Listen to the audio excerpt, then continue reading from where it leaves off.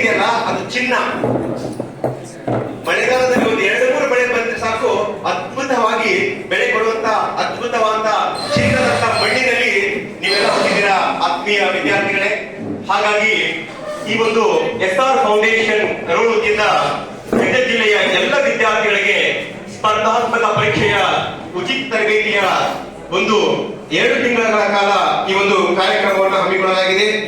ಈ ಒಂದು ಕಾರ್ಯಕ್ರಮದಲ್ಲಿ ಪ್ರಾಸ್ತಾವಿಕ ಭಾಷಣ ಮಾಡೋದಕ್ಕೆ IS Patil sir, chairman Ayurvedic medical college, ಇವರು ಕೂಡ ಭಾಗಿಯಾಗಿದ್ದಾರೆ. ಹಾಗೆ ಈ ಒಂದು ಉಚಿತ ಕಾರ್ಯಕ್ರಮದ ಸಂವಿಧಾನ ಮತ್ತು ಭೂಗೋಳಶಾಸ್ತ್ರವನ್ನ IAS KS ಓದುವಂತ ವಿದ್ಯಾರ್ಥಿಗಳಿಗೆ ಪಾಠ ಬೋಧನೆ ಮಾಡುತ್ತಾ ಇಡೀ ರಾಜ್ಯದ ವಿದ್ಯಾರ್ಥಿಗಳಿಗೆ ಪ್ರಾಥಮಿಕ, ಪ್ರೌಢಶಾಲೆ, PU college, degree college, BEd college, post graduate ಸ್ಟೂಡೆಂಟ್ಸ್ಗೆ personality development and soft skill training ಅನ್ನು ಕೊಡ್ತಾ ಇದ್ದೇನೆ. ಪಬ್ಲಿಕ್ ಸ್ಪೀಕರ್, ಸಾರ್ವಜನಿಕ ಭಾಷಣಕಾರನಾಗಿ, ಆಂಕರ್, ನಿರೂಪಕನಾಗಿ, ಕೌನ್ಸಿಲರ್, ಆಪ್ತ ಸಮಾಲೋಚಕನಾಗಿ ನಾನು ಕಾರ್ಯನಿರ್ವಹಿಸ್ತಾ ಇದ್ದೇನೆ. ಯಾಕಂದ್ರೆ ಯುದ್ಧಕ್ಕೆ ನಿಂತ ಬಳಗ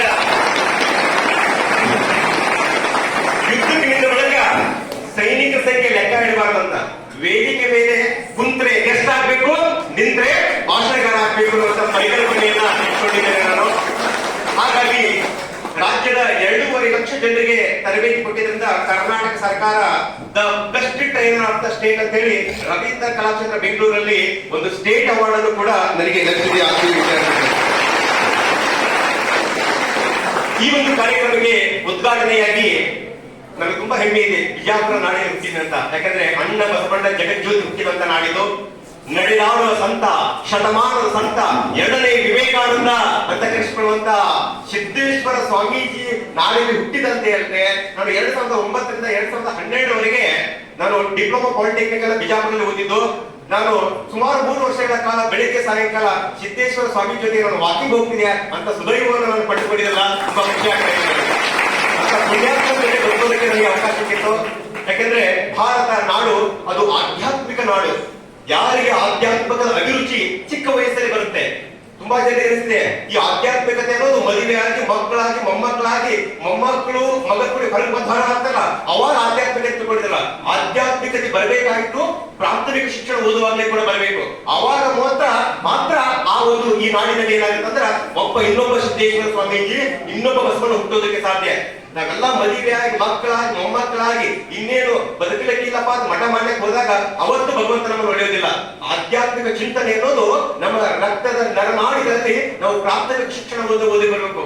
ಯಾವುದೋ ಜನ್ಮದ ಸುದೈವದಿಂದ ಈ ಗದಗ ಜಿಲ್ಲೆಯ ರಾಮಕೃಷ್ಣ ಆಶ್ರಮದ ಅಧ್ಯಕ್ಷರಾಗಿ ಮತ್ತು ಬಿಜಾಪುರದ ಒಂದು ರಾಮಕೃಷ್ಣ ಆಶ್ರಮ ಅಧ್ಯಕ್ಷರಾದ ಸ್ವಾಮಿ ನಿರ್ಭಯಾನಂದ ಸ್ವಾಮೀಜಿಯವರ ಗರಡಿಯಲ್ಲಿ ಬೆಳೆದಂತ ಮಗು ಇದು. ಹಾಗಾಗಿ ಆತ್ಮೀಯ ವಿದ್ಯಾರ್ಥಿಗಳೇ, ನಿಮಗೋಸ್ಕರ ಹೇಳ್ತಾ ಆಧ್ಯಾತ್ಮಿಕತೆಗೆ ನೀವು ಬರುವುದನ್ನು ತೋರಿ. ಯಾಕಂದ್ರೆ ಒಬ್ಬ IAS ಆಫೀಸರ್ ಆಗೋದು ದೊಡ್ಡ ವಿಷಯ ಅಲ್ಲ, KS ಆಫೀಸರ್ ಆಗೋದಿಲ್ಲ. ಒಂದು ಕತ್ತಿಗೆ ಟ್ರೈನಿಂಗ್ ಕೊಟ್ಟರು ಕೂಡ IAS ಆಫೀಸರ್ ಆಗುತ್ತಾ, KS ಆಫೀಸರ್ ಆಗುತ್ತೆ.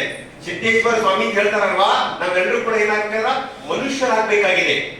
ಕಾವ್ಯವಂತ ಎನ್ನುವಂತ ಕಾವ್ಯವಂತ ಹೇಳಿದ್ದೆಲ್ಲಕ್ಕೆ ಓದಿ ಬೋಧಕ ನಾವು, ಕಾವು ಕ್ಷತ್ರಿಯನಾಗು, ಕಲೆಗಾರ, ವಿಜ್ಞಾನಿ, ವ್ಯಾಪಾರಿಯಾಗು, ಏನಾದ್ರೂ ಆಗು, ಜುಮಕ್ಯ ಮೊದಲು ಮಾನವನಾಗು. ಈ ದೇಶದ ಮೊದಲನೆಯ ಉಪರಾಷ್ಟ್ರಪತಿ, 2ನೇ ರಾಷ್ಟ್ರಪತಿ ಆದಂತಹ ಸರ್ವಪಲ್ಲಿ ರಾಧಾಕೃಷ್ಣ ಹೇಳ್ತಾರೆ ಮನುಷ್ಯನ ಬಗ್ಗೆ, ಫಿಲಾಸಫಿ ಓದಿದ್ದವ್ರು ಹೇಳ್ತಾರೆ, ಮನುಷ್ಯ ಆಕಾಶದಲ್ಲಿ ಹಕ್ಕಿಯಂತೆ ಹಾರುವುದನ್ನು ಕಲಿತ, ಮನುಷ್ಯ ನೀರಿನಲ್ಲಿ ಮೀನಿನಂತೆ ಈಜುವುದನ್ನು ಕಲಿತ, ಆದರೆ ಮನುಷ್ಯನಾಗಿ ಹೇಗೆ ಬದುಕಬೇಕೆಂಬುದನ್ನ ತನ್ನ ಜೀವನ ಪರ್ಯಂತ ಕಲಿಯೇ ಇಲ್ಲ. ನಾವೆಲ್ಲರೂ ಕೂಡ ನೋಡುವುದಕ್ಕೆ ಮುಖಗಳು ಮನುಷ್ಯರ ತರ ಇದಾವೆ. ನಮ್ಮ ಮನಸ್ಸನ್ನ ಸ್ವಲ್ಪ ಒಳಹೊಕ್ಕಿ ನೋಡಿದಾಗ ಡೆವಿಲ್ ಅಂದ್ರೆ ದೇವ್ರಿದ್ದಾನೆ. ಯಾಕಂದ್ರೆ ಮೇಲ್ಜಾತಿಯವರಿಗೆ ಕಂಡ್ರೆ ಕೆಳಜಾತಿಗೆ ಆಗಿ ಬರಲ್ಲ, ಗಂಡನ ಕಂಡ್ರೆ ಹೆಣ್ಣಿಗೆ ಆಗಿ ಬರಲ್ಲ, ಶ್ರೀಮಂತ ಕಂಡ್ರೆ ಬಡವರಾಗಿ ಬರೋದಿಲ್ಲ.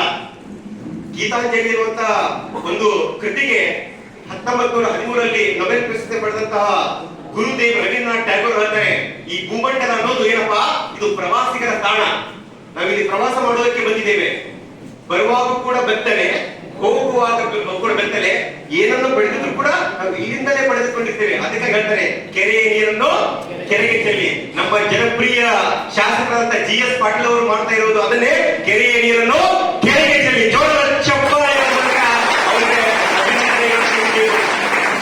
ಯಾಕಂದ್ರೆ ಈ 2 ತಿಂಗಳ ಕಾರ್ಯಕ್ರಮ ಮಾಡ್ಬೇಕಂದ್ರೆ ಲಕ್ಷಾಂತರ ರೂಪಾಯಿ ದುಡ್ಡು ಖರ್ಚಾಗುತ್ತೆ. ಅದು ಇನ್ನೊಂದು ಯಾವ್ದಾದ್ರು ಬಿಸ್ನೆಸ್ ಅಲ್ಲಿ ಇನ್ವೆಸ್ಟ್ಮೆಂಟ್ ಮಾಡಿ ಕೋಟಿ ಮಾಡಬಹುದಾಗಿತ್ತು ಅವರು. ಆದ್ರೆ ಇಡೀ ಗದಗ ಜಿಲ್ಲೆಯ ಎಲ್ಲ ಬಡವರ, ದೀನದಲಿತರ, ಹಿಂದುಳಿದವರ ಎಲ್ಲ ಮಕ್ಕಳು, ಅದು ಬೇರೆಯವರ ಮಕ್ಕಳಲ್ಲ, ಈ ಇಡೀ ಗದಗ ಜಿಲ್ಲೆಯ ಪ್ರತಿಯೊಬ್ಬರ ಮಕ್ಕಳು, ಅದು ನನ್ನ ಮಕ್ಕಳು. ಅಶೋಕ ಸಾಮ್ರಾಜ್ಯದಲ್ಲಿ ಹೇಗೆ ಮೌರ್ಯ ಸಾಮ್ರಾಜ್ಯದಲ್ಲಿ ಅಶೋಕ